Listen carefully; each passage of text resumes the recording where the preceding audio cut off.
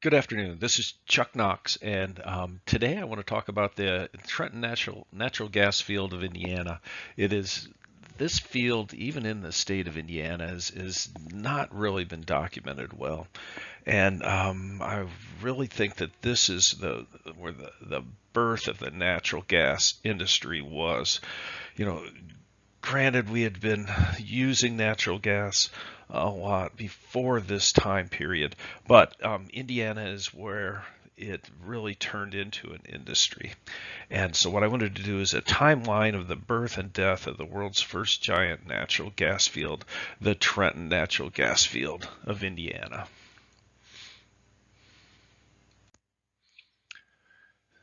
There were a few things that were accomplished here, and that's why I want to say this is really the birth of the industry. And it provided a firm foundation for the developing of a young, maturing oil and natural gas industry. And here are some of the examples. In the field of petroleum geology, we had the implementation of I.C. White's anticlinal theory. Granted, others had talked about the separation of fluids due to specific gravity, and but White really turned it into a theory, the anticlinal theory, and his work at using that theory at the Lima oil field was really the the start of petroleum geology as we know it. Leasing, the modern oil and gas lease was first used here in the Lima, Indiana. Um, there was a great agricultural community that needed to have a lease, and these first the leases here would actually address the issues that the farmers had, and like I said, it was the first modern oil and gas lease was used right here in Ohio and Indiana. Now, the origin of petroleum, the speculators of the area, they had the theory of the never ending supply of gas, and it was coming from the bowels of the earth, and these metallic oxides were mixing with water, and it was a spontaneous regeneration, and it was a never ending supply of natural gas. Well, it worked good for their theory, but the geologists of the day knew that this was not right, and that the theory of distillation of plant and animal remains as a source of the petroleum was really placed on solid footing here in Indiana and Ohio. Documentation of an oil field. Now, A.J. Finney was a doctor out of Muncie, and he was an assistant to Thompson, the state geologist of Indiana, back in 1886 at the beginning of the field. And his documentation of this field is astounding. And I would really encourage everyone to read his report. We've got I've got it documented here as to which report it is, so you can go to that. And along with Orton's work, Finney was right up there, and I.C. White, and those three I really feel are the founders of our modern petroleum industry: Orton, Finney, and I.C. White. Pipelines, the first interstate high pressure natural gas pipelines were put in. Chicago benefited from this. Louisville, all the towns in Indiana benefit from this. Not all, but most. Indianapolis, Fort Wayne, Logansport, they all benefited from the natural gas pipelines. Compressor technology. Gas compression was in its infancy at the field's discovery and had matured dramatically by its abandonment. And what I can gather from this is that there was you couldn't regulate the compressors at the beginning of this. When a compressor was put in, it was either on or off. By the end of it, they could regulate the amount of compression, and it really improved compressor technology here in Indiana. Metering, sales of gas by metering. What we take for granted now was not. It was basically this great fuel was given away at the beginning part of this field, and by the end of it, it was metered and sold. And this metering was where the profit could be made. Well completions. By the end of the Lima, Indiana, they were starting to use cement to lock their casing in. They were stimulating with acid. They really went from, Pennsylvania and the seed bags as packers to where we were now using modern cement, stimulating with acid. They were still shooting these things with nitro, but well completion really took great strides during the Lima, Indiana. Regulation. Now, this is important. Some of the first plugging laws that I've been able to come up with or find was here in Indiana, and it was as a way to conserve natural gas. The improper plugging was a great cancer on this area, and you also had the oil entities and the gas entities didn't have the same goals.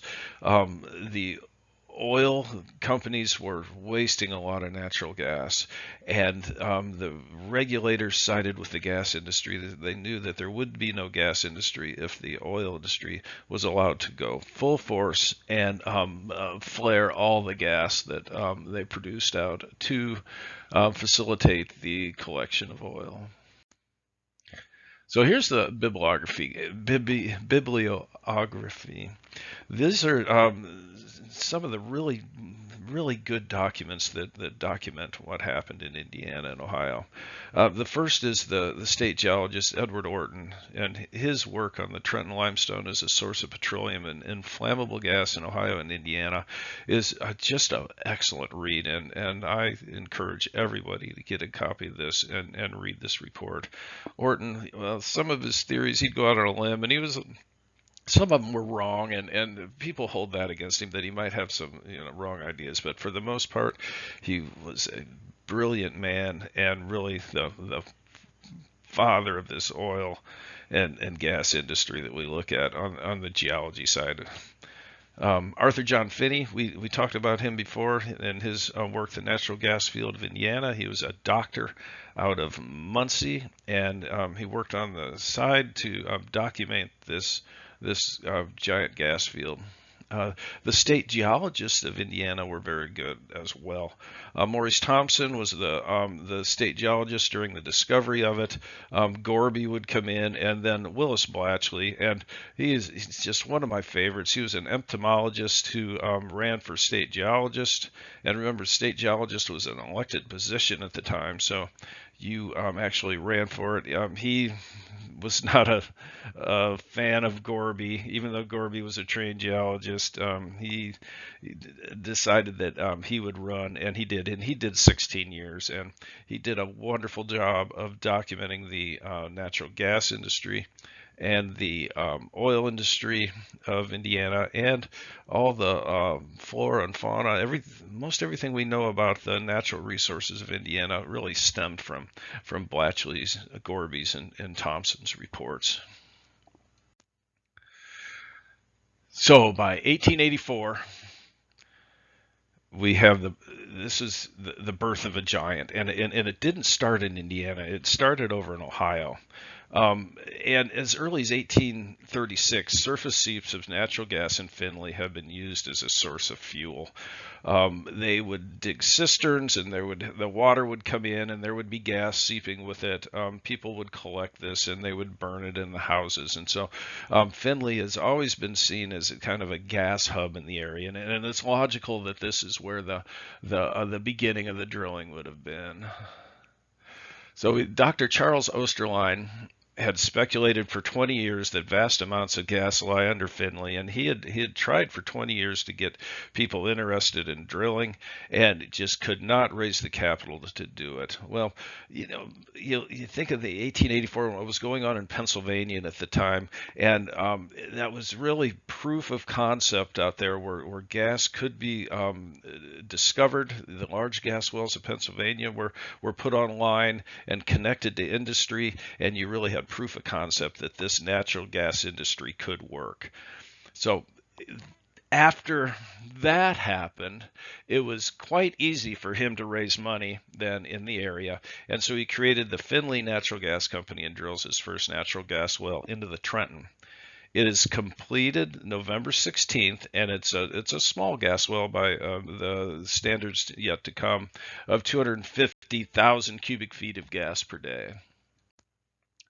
So in 1885, the developers are now starting to get a handle and trying to use this gas supply as a way to increase real estate prices and real estate development. So, and you always need a good slogan, and so back then as even today that um, you appeal to the wife and the women, and back then it was women split no wood in Findlay. So um, it they drill 8 more wells in the Findlay area.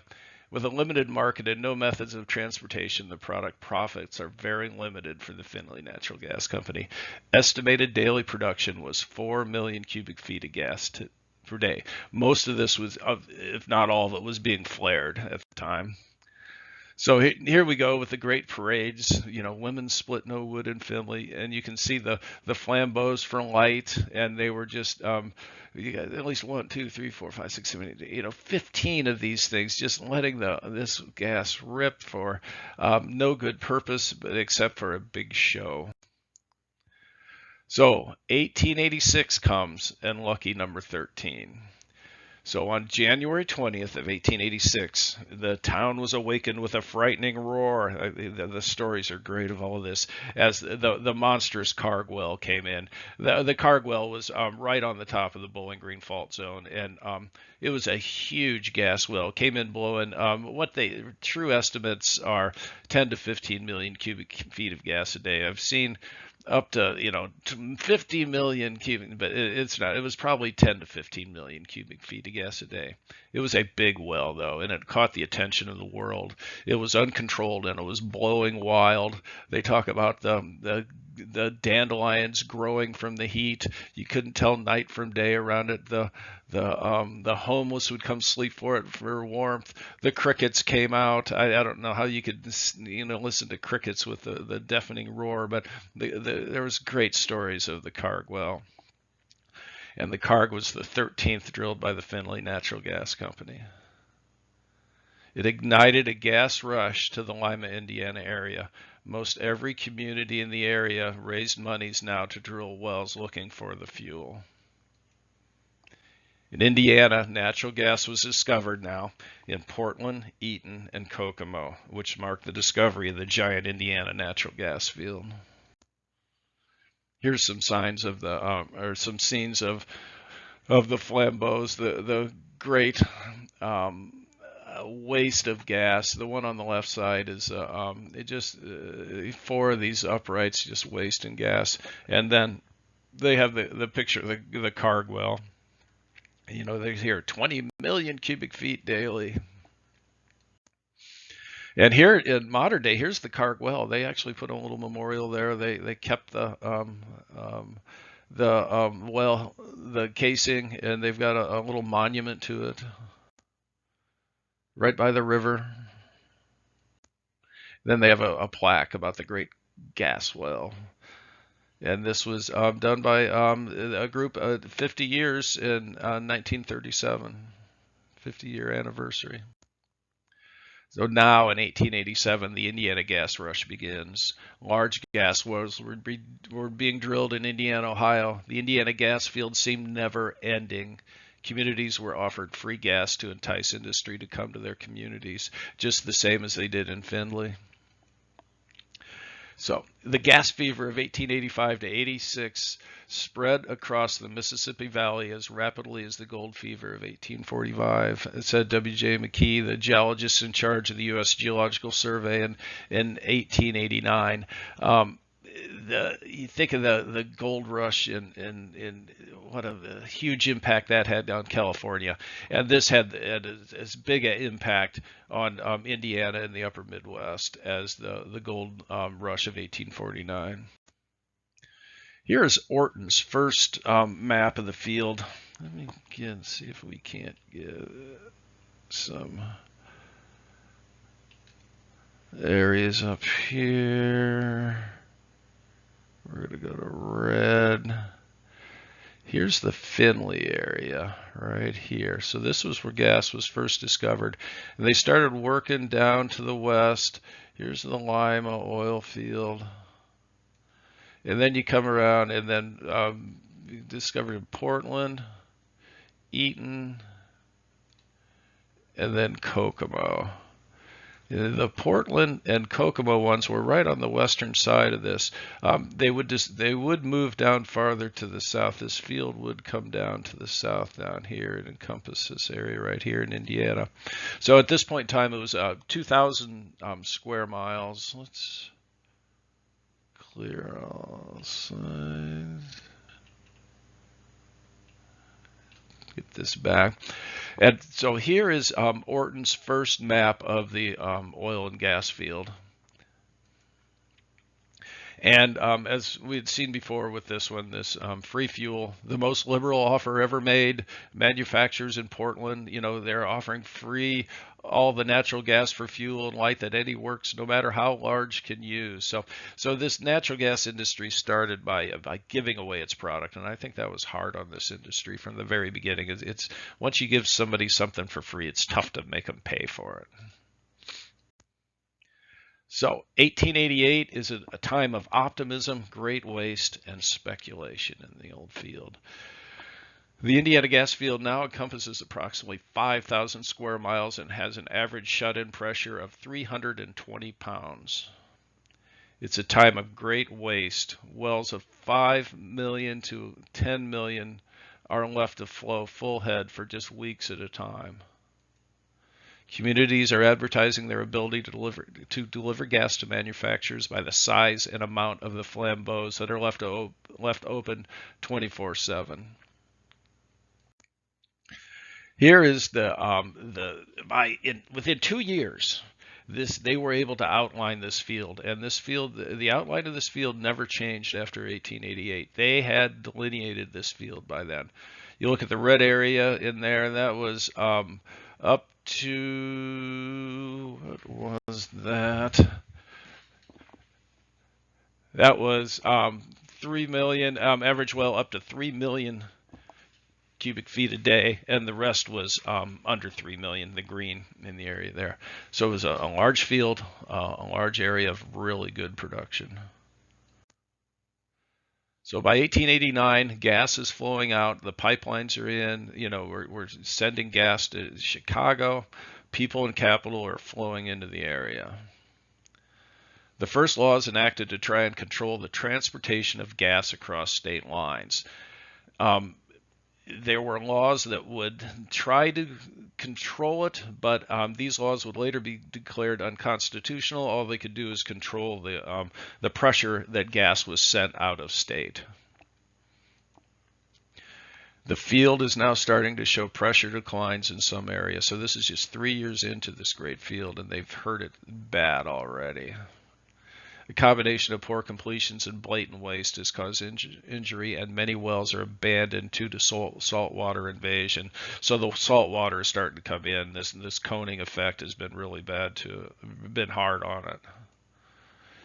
There are 94 mills and manufactories in the field. Capital investment was over $5 million at the time, and that's $177 million in today's numbers. And they had 6,500 workers into the area in just 3 years.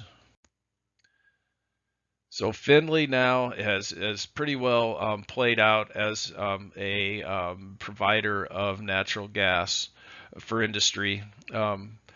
And by 1900, it was only supplying gas for domestic purposes. Much of the early production was wasted in an attempt to attract industry to the area.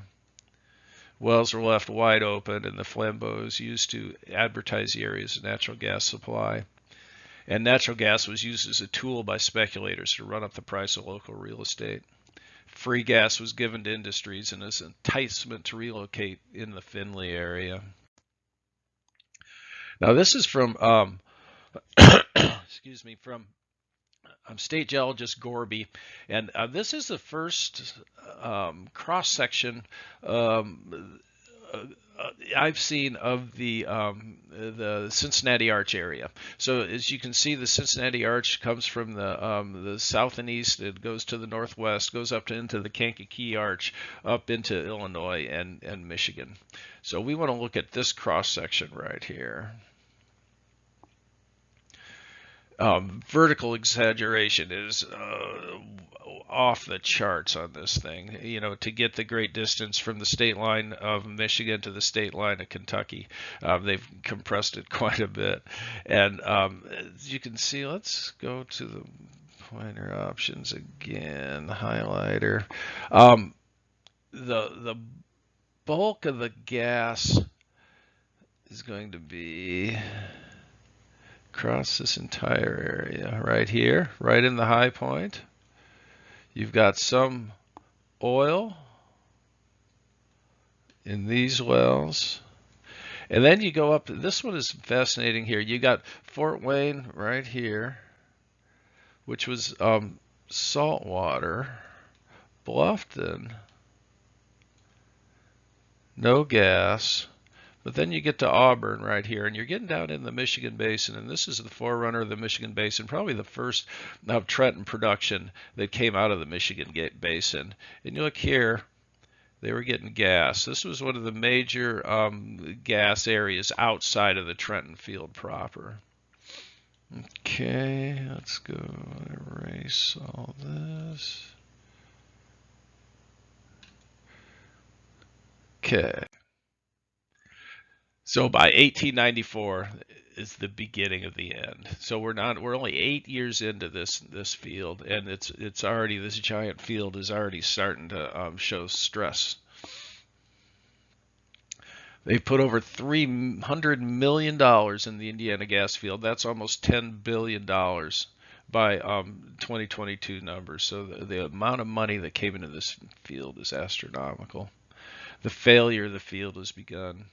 Initial pressures on new wells are down almost 100 psi, down to 225 to 250, with some even lower. Some are even coming in at just 100 pounds.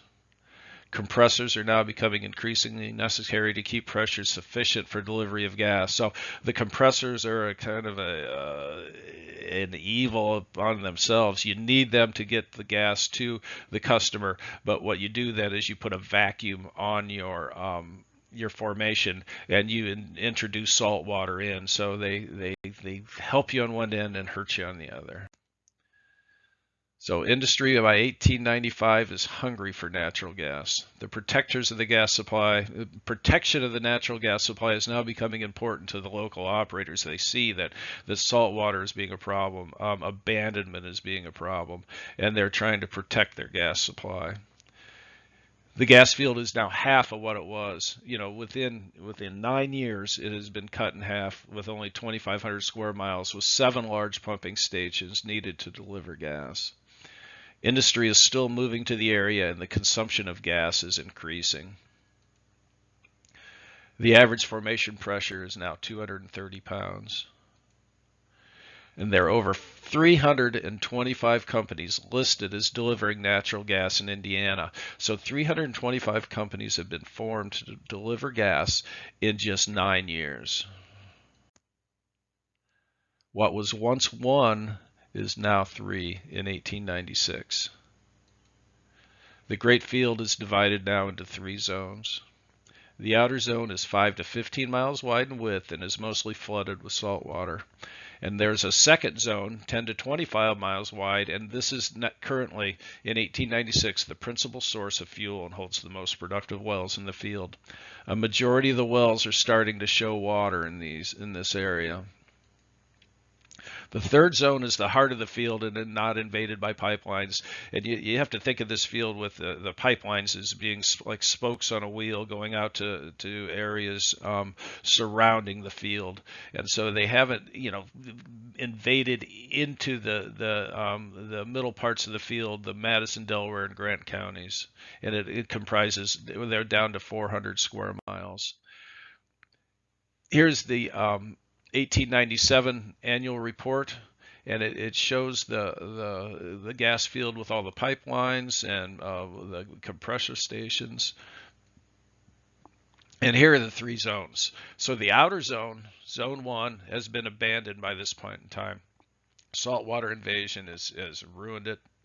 You can see on the northern side of zone 1 is the oil field that came in. So instead of turning over to salt water right away, a lot of these turned into oil. They turned over to oil, and so there was a large oil industry that worked on the northern part of it. And we talked about before the oil industry and the natural gas industry in the states, they did not work well together.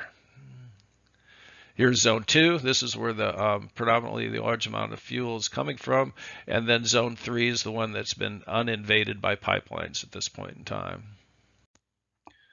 So you look in the northeast part of it, and you can see the pipelines going from, the Fort Wayne Natural Gas Company. They would get there's gas from 2 township and ranges in southern Blackford County, Logansport, Wabash Valley. This was the Decatur division. So all the areas, the cities would buy up parts of the gas field and were piping gas to their respective communities. This Ohio and Indiana Gas Company to the east. This one, rumor has it, had 60 million cubic feet a day going east out into Ohio.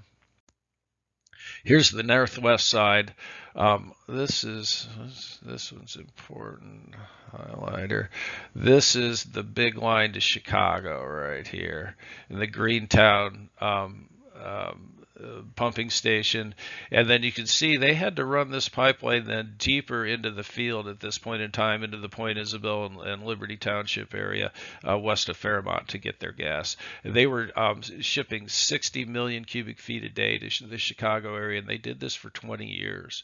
There was a lot of gas that came out of this field and went to Chicago, and Chicago is really the manufacturing area it is today, and because of this gas that came out of there. I believe it was 1890 to 1900, the population of Chicago tripled during that time, and a lot of it was because of the manufacturing that moved to the area due to the use of natural gas. Then in the southern part, you can see that Indianapolis had pipelines coming to it, and the porosity was not as great in the southern part of this field, and so they just didn't get the large amounts of gas out of the southern part as they did up in the area. Here is this area here was here's the Alexandria area. This was a second oil pay that was discovered in the middle of the gas field, and they could not separate these zones out with completions, and so to get the gas pressure down to the point where they could produce oil, they just flared it all in huge amounts. I think it was, they estimated 25 million cubic feet a day was being flared for the Alexandria area, and this would then go to court where the natural gas industry sued the oil industry, the Ohio Oil Company. They actually beat the Ohio Oil Company in court, and they made them shut their oil wells in, and then so they could produce the gas. So this was, when we talk about the great battle for Alexandria, this was Alexandria right here. They never did get to all the second pay out there either. So there's a lot of second pay oil still out in this area. Okay, let's do that. Let's do this. Okay. Now we're at 1897. There's shortages coming, and as we just talked about, it was the great battle for Alexandria. Manufacturing is forced to use less gas due to shortages. Little work is done to extend into the third zone, but it is reduced to 300 square miles by local consumption. So they were consuming it on the inside. They weren't pumping it out, but they were using the gas from that area. Of the 5,400 gas wells drilled since 1886, 2,800 have been abandoned already. So in 12 years, half the wells have been abandoned. Average pressure of the field is now down to 191 pounds. In 1899, the drilling continues and more pipelines installed, so they have not stopped delivering gas. Zone 3 has been reduced down to 100 square miles by this point in time. More wells are drilled and pipeline laid than any year in the field's history. Most wells now show salt water. Improved technology is helping to control salt water. So we get to the pumping stations are getting better, the drilling and completion is getting better, and the ability to run some back pressure on these helps control salt water. Even though they've added 5 more compressor stations and built, and 5 stations have been upgraded, the Muncie Glass Company is the first industry to start using a pumping station. The average pressure is 173 pounds in Zone 3 and 155 pounds in Zone 2. Abandoned wells on the west half of the first zone show higher pressure but trivial amounts of gas, and this would be out in the Kokomo area.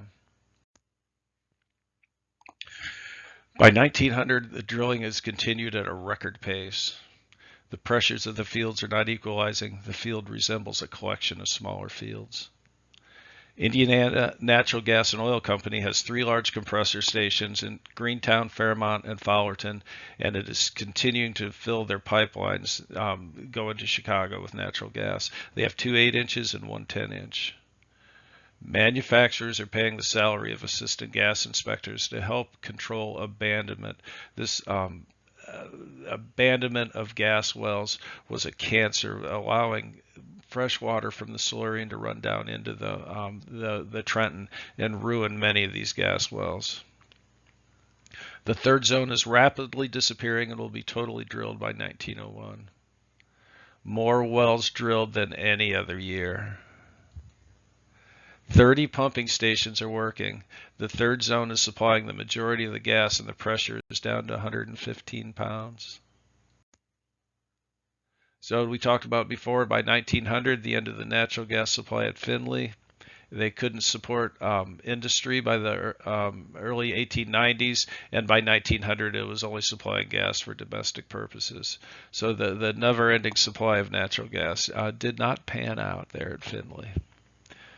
Much of the early production was wasted. We documented that. Wells were left wide open, and the flambeaux used to advertise the area's natural gas supplies. Remember, women split no wood in Findlay. I guess they're back splitting wood. Natural gas was used as a tool by speculators to run up the price of local real estate. Free gas was given to industries and as an enticement to locate to the Findlay area. And now Findlay is forced to buy gas from the Indiana field. 1903 is the start of infill drilling. Wells are dependent on the size of the structural closure. The majority of drilling is done between old wells and abandoned locations. The average well comes in at 500 MCF or lower. Smaller wells are now profitable due to higher prices and the existing infrastructure, and the metered sale of gas is becoming popular. Homeowners before would just buy a tap and they would burn as much as they wanted to. Now they're being charged by the amount of gas they use. Indianapolis and Logansport markets have been abandoned. By 1903, manufacturing in the Indiana field, they are starting to abandon gas as a fuel. Large sections of pipelines are now abandoned. Consumption has decreased more than any time in the history of the gas field. Little gas will be used for manufacturing by 1904. Plugging laws are becoming important. They have little ability to enforce without a law the plugging of the proper plugging of these old wells. And by 1904, this improper plugging is becoming a cancer. Fresh water from the Silurian limes is becoming a problem.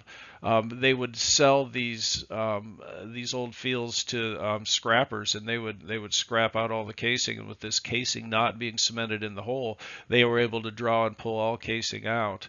And when they did that, the fresh water from the Silurian limes would run down into the Trenton, and this economic pollution from the fresh water into the producing formation was one of the greatest destructive events on a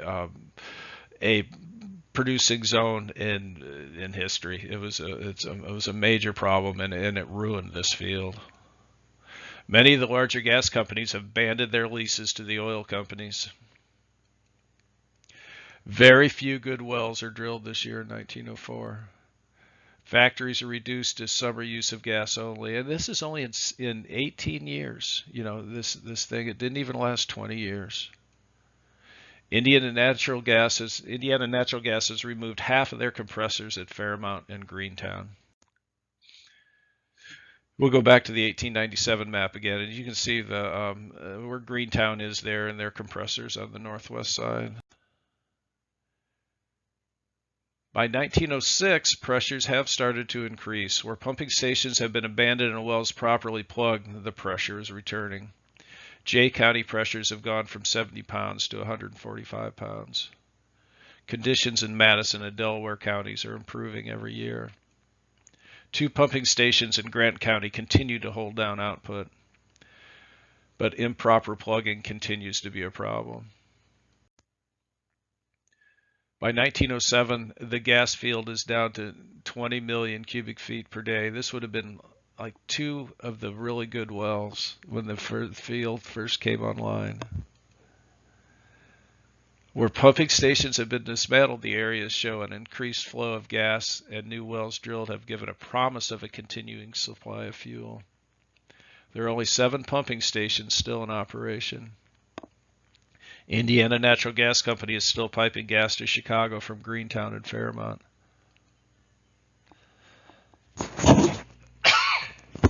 The Pittsburgh Plate Glass Company of Kokomo has drilled 256 wells in Howard County with an average pressure of 200 pounds. Here's the Fairmount pumping station in the central part of the field.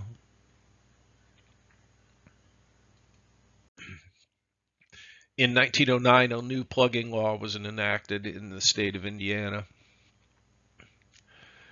The main provision being that an inspector must be present at plugging to follow the state regulations. They had state guidelines for plugging, but this way everybody had to follow those guidelines, which was important. We still have to have an inspector in Indiana when we plug a well.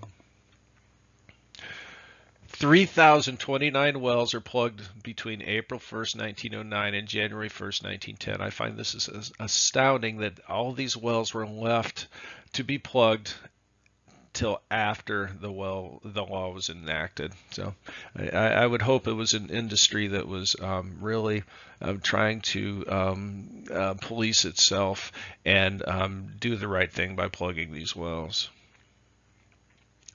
788 wells are plugged in Grant County alone.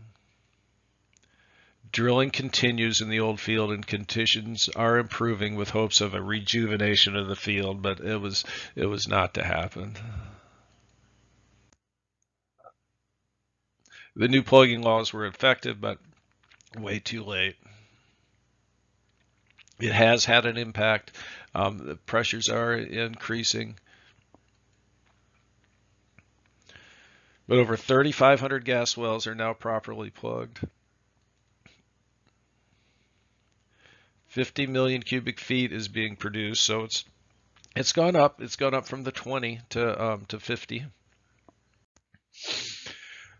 By 1913, the giant Indiana field was abandoned, and the people that work this field, the companies that work this field, would scatter across the United States and even the world and take the technologies that they've learned and developed from this Indiana field to other great gas producing areas, and that's why I say that this was where the industry really was born, was here because of the knowledge gained by for the most part the ruination of this great field is to, how do we conserve this product, and how do we produce it in an efficient manner, and it's still about production, transportation, and consumption, and the Indiana had it all. Now by 1913, the field for the most part is abandoned.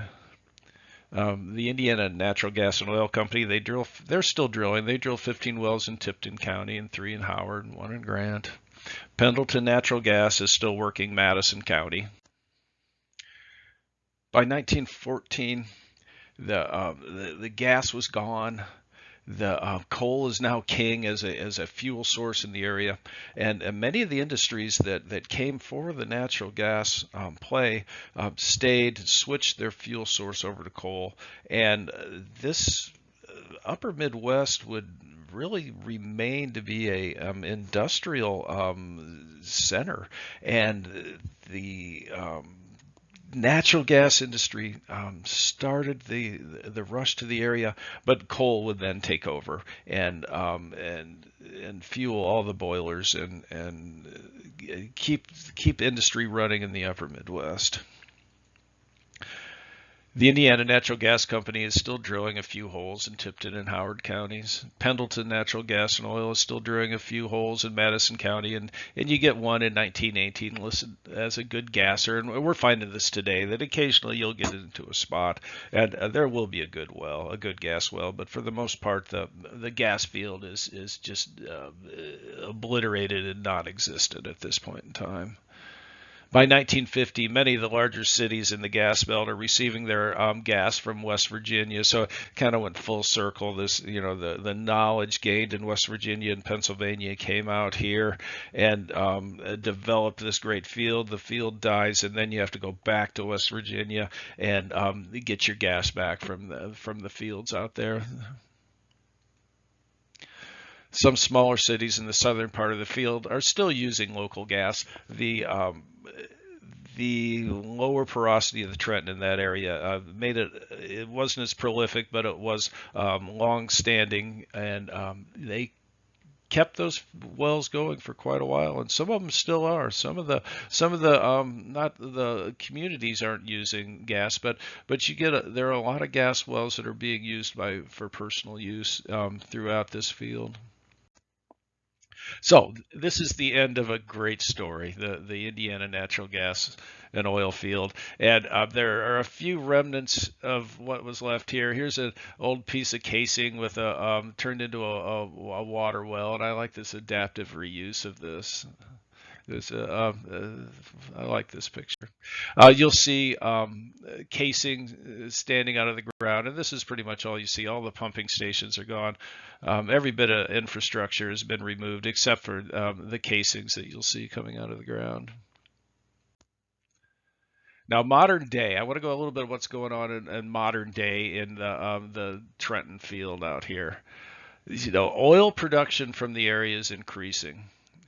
The oil field had the luxury of multiple pays and spread out over a large area, and leaving areas uncontaminated from the fresh water and it is available for development. Natural gas was produced exclusively from the uppermost Trenton Pay. This pay has been severely damaged by fresh water. Improper plugging and abandonment was truly a cancer, and it ruined the upper gas pay. And so that upper gas pay will never recover from that. The oil field, now that's a whole nother matter, because we've got production coming from numerous zones in the Trenton, the Black River, and there's a developing Knox erosional remnant play coming at this point in time too. So there oil side of this field, the future is bright. Natural gas side, not so much.